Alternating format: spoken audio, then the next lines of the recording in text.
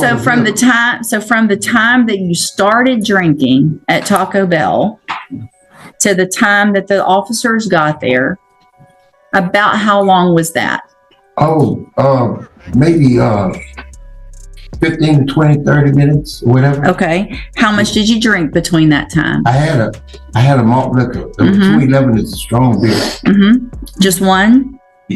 It was a 40 ounce. Right. So you drank the whole 40 ounces. I was drinking out of the studio microphone. Okay, right out of the gate, the judge is doing what experienced judges do best, locking the timeline down. Because here's the problem. A 0.188 blood alcohol level after most of one beer in under 30 minutes? That math is raising eyebrows in the courtroom immediately. And notice how every answer creates another contradiction. This is the moment the story starts collapsing under its own weight.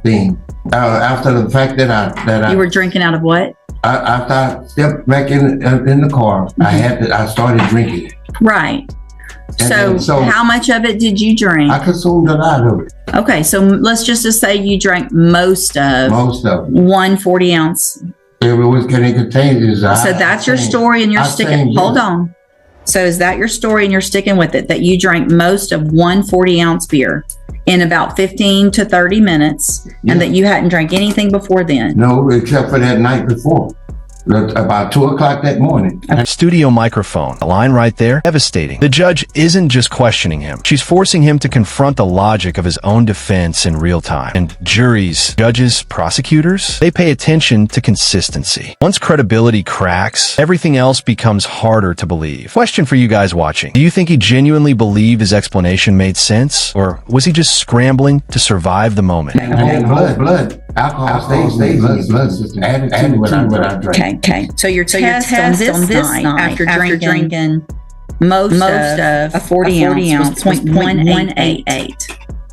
And you're wanting me to believe that that's based on most of one drink, and that maybe you still had alcohol in your system from the day before. Yes, ma'am. But when I recall my memory, ma'am, I have. Studio microphone, oof. That courtroom reaction tells you everything. Because legally, once you plead guilty, the court considers that chapter closed. You can't suddenly rewind the tape, act like the convictions don't count when sentencing comes around. And honestly, this is where the hearing shifts from sympathy to accountability. No reason to try to trick you, Miss West.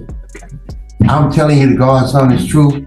Like I said, I had alcohol in my system from the night before. Well, how much did you drink the night before? Well, I was intoxicated. So what you're telling me then, if you had that much alcohol in your system from the night before, that you were still probably hold on.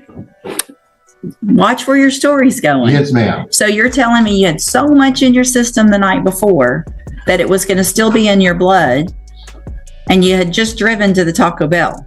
No, I drove into the Taco Bell later on that evening. You're not right. Studio microphone. And this is the part that completely changes the atmosphere in the room. We're no longer talking about one bad night. We're talking about a documented pattern stretching across decades. The judge is laying out the full history piece by piece, almost like building a puzzle for the record. And every number makes the sentencing outcome feel more inevitable. Right. But it wasn't a full 24 hours. Right. So if you're saying that 0.188 is because of the night before, then all likelihood you were drunk when you were driving from the night before, if I'm to believe your story that you only had most of one drink while you were there. See how that doesn't make sense? Yes, ma'am. Okay. First of all, Miss Judge Raquel, ma'am, I'm asking for mercy, for forgiveness. To begin with, I'm not a bad person. Miss West, I completed high school. I had one semester in college for auto mechanics. I've served for the community. I worked all my life. The kids without paying. Studio microphone. This might be the most human moment in the entire hearing. Beneath all the charges, all the priors, all the frustration, there's clearly someone dealing with grief and addiction at the same time. And that's what makes cases like this complicated. The court has to balance compassion, public safety. But here's the hard truth. Addiction may explain behavior. It doesn't erase responsibility for it. Where have you worked? I worked for lived on Willis when I was a kid, at the age 15. After that, I graduated and I continued working. I've been working in the plant for over 30 to 40 years. All my life, I've been working. How many years? And all different. Studio microphone. Now comes the moment everything has been building toward. Notice how calm the courtroom gets right before sentencing, because everyone already feels where this is headed. The judge has rejected the explanations, rejected the minimization, and focused almost entirely on repeated behavior, risk to the public. 25 years for a DWI case sounds shocking at first, until you realize this sentencing is really about the long history behind it, not just the traffic stop itself.